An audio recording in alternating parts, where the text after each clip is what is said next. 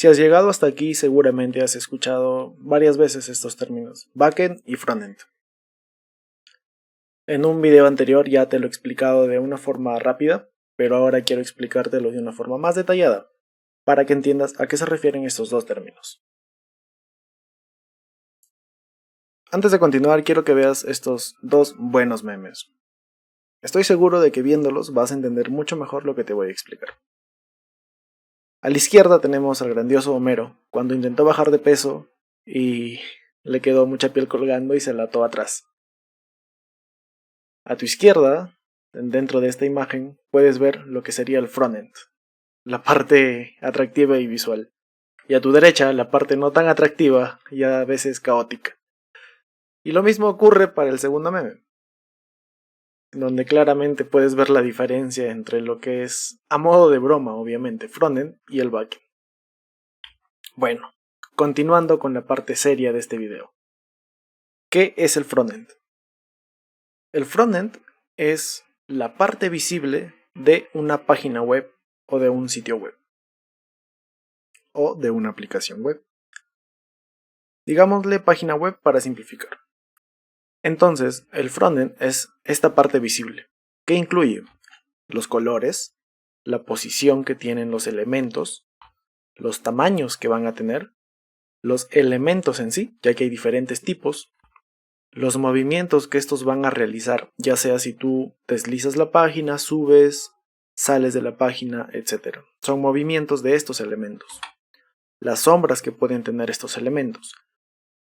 Además de estas características que estás viendo son parte del frontend, también puedes encontrar lo que es la tipografía, el tamaño de la letra, la forma.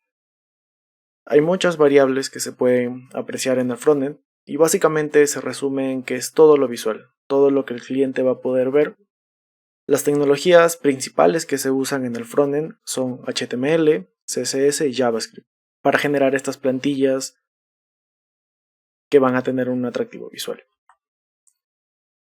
Estas tecnologías no son las únicas, sino que a raíz de ellas se crean más para facilitar su uso, ya que mientras más vas avanzando escribiendo el código, este puede volverse enredoso y hasta lento, no en la ejecución, sino cuando quieras modificar una variable. Por ejemplo, imagina que tu página web tiene un color verde como temática general y de un momento a otro decides cambiarlo porque en Navidad quieres cambiar toda tu página web de color verde a color rojo. Entonces lo que tendrías que hacer normalmente con CSS, al menos sin una variable, es ir y cambiar uno por uno los elementos. Este es un pequeño ejemplo, pero con estos preprocesadores de CSS, que son tecnologías que le dan superpoderes a CSS, hace que sea más fácil para ti escribir código y más rápido. También incluso le puede dar a CSS, que solo es un lenguaje de estilos, poderes o capacidades de un lenguaje de programación. Por ejemplo, definir bucles o pequeñas plantillas. Para HTML tenemos un preprocesador Pug, que básicamente lo que hace es ayudarte a escribir HTML de una forma más rápida y más limpia también. Aquí viene algo ya más interesante, que son las librerías o frameworks para JavaScript. Por ejemplo, React, Vue o Angular. Estas son solo algunas de las tecnologías que debe dominar un frontend.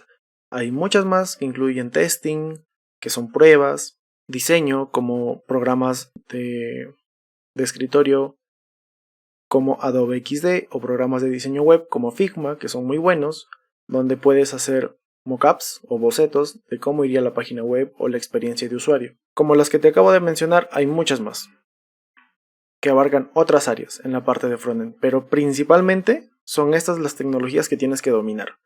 Una vez dominadas estas tecnologías que te estoy mostrando, ya vas a poder ver más tecnologías y aplicarlas dentro de tu desarrollo. Ok, entonces ahora, ¿qué es el backend? El backend es lo contrario al frontend. ¿A qué me refiero? A que es la parte que no puedes ver del sitio web. Son procesos que ocurren en el lado del servidor. Recuerda que el frontend ocurre en la computadora del cliente, del usuario, y el backend ocurre en un servidor, que es una computadora que está en un lugar lejano. por ejemplo un servidor de Google o de Amazon. En estas computadoras se guarda código. A este código le llegan instrucciones, las ejecuta, hace un proceso y devuelve esa información al frontend. Por eso es que estos procesos no se ven, solo se ven sus resultados. ¿Qué tipo de procesos o características encontramos en el backend? Procesamiento de datos, funciones que van a tener la misma página como compra y venta de un producto, por ejemplo.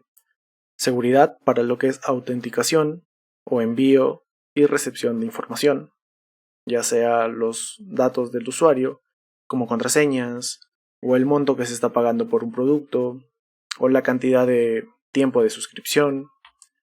También la autenticación como tal, el testing para verificar de que el código está respondiendo de la forma correcta, ya que de nada sirve implementar un código donde el programador siente que está fluyendo bien, funcionando bien, pero es un sentimiento.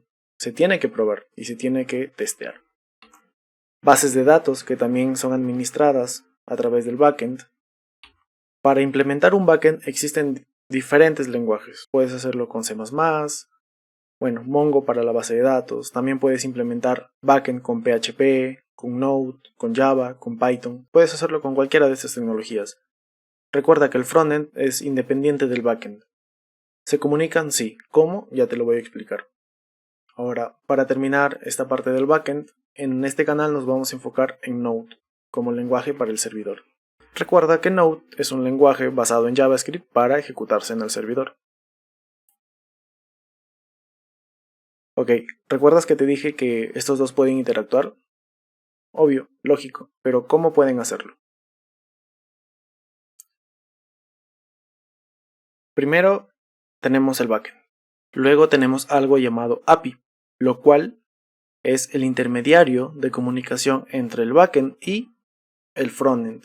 Por ejemplo, en el frontend, el cliente llena un carrito, por ejemplo, de ropa, y lo envía al momento de hacer clic en el botón de comprar. Hace clic, la información del usuario y los elementos se comunican con el backend para que el backend haga el proceso de la compra a través de lo que es una API. Es así como que el programador frontend y el backend no tienen que conocer ambos la profundidad de sus tecnologías, sino que necesitan conocer cómo es que se van a comunicar a través de esta API de comunicación. Para que te quede un poco más claro, toma API como el intermediario de comunicación entre el backend y el frontend. Recuerda que API significa Application Programming Interface, o en español, interfaz de programación de aplicaciones. Como te dije, tómalo como un intermediario. Imagínate que la API es un repartidor que lo que hace es enviar encomiendas o paquetes es un buen término, entre backend y frontend. Y así el frontend no tiene que saber cuál es el proceso que ha habido detrás de la preparación de su pedido. Él solamente lo ha solicitado. Y de igual forma, el backend solamente recibe la orden del pedido, lo prepara, mas no tiene que preocuparse por los detalles de cómo se hizo el pedido. A él le llega solo la orden. Entonces toma a este repartidor como un repartidor bidireccional, ya sea de backend a frontend o de frontend a backend. Ok, llegamos hasta aquí. Entonces, un full stack es, exacto, la unión de un frontend más un backend. Es decir, es una persona que sabe de diseño, de experiencia de usuario, de maquetación, de estilos y de JavaScript en el frontend. Y también es una persona que sabe de JavaScript en el backend, de procesos, de análisis de información y todo lo que te expliqué anteriormente. Aunque hace unos años era muy común que una persona desarrolle todo esto, cada vez, a medida que la tecnología ha ido evolucionando y las empresas necesitando más desarrolladores, cada uno de estos perfiles es desarrollado por una sola persona. Por ejemplo, una sola persona hace UX, o sea, experiencia de usuario, también hace diseño en Figma o en Adobe XD, otra persona hace maquetación, otra persona traslada esa maquetación a código con las funciones JavaScript necesarias y conectándolas con el API. Otra persona hace lo que es administración en la base de datos o el lenguaje en sí en la parte del backend. Esto sucede cuando es una empresa grande y las áreas son muy importantes y delicadas, pero cuando una empresa es pequeña o es una startup que solo tiene 5 o 10 personas trabajando, Muchas veces es suficiente con un desarrollador full stack. De hecho, ser un buen desarrollador full stack es muy valorado en la industria, ya que puede solucionar todos sus problemas y desde el punto de vista económico para el empleador sale muy rentable. Y tranquilo, no vas a tener que pelearte con nadie más al ser un full stack. Las peleas serán contigo mismo. Eso ha sido todo por este video. Espero de que te haya gustado, que te haya sido útil y te veo en un próximo video. Chau, chau.